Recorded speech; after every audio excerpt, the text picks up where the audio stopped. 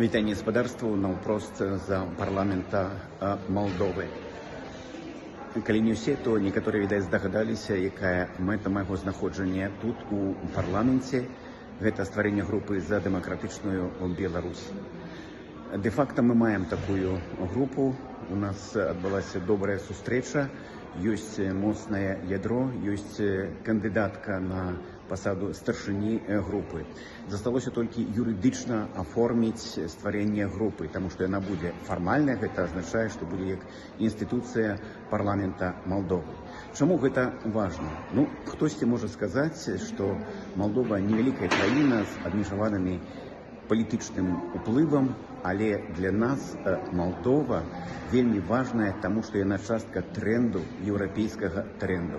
І тут важна, каб дэпутацкая група стала не толькі часткай альянсу групаў за дэмакратычную Беларусь, але мы хочам развіваць супрацоўніцтва ў межах такога чатырохкутніка, гэта Украіна, Малдова, Арменія і дэмакратычная Беларусь.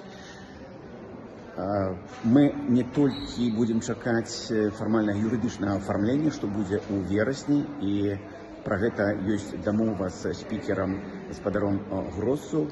Мы ўжо абмеркавалі планы супрацы. Якія? Аб гэтым у наступным нашым выпуску. Анатоль Лявецька, наўпрост для вас з парламента Малдовы.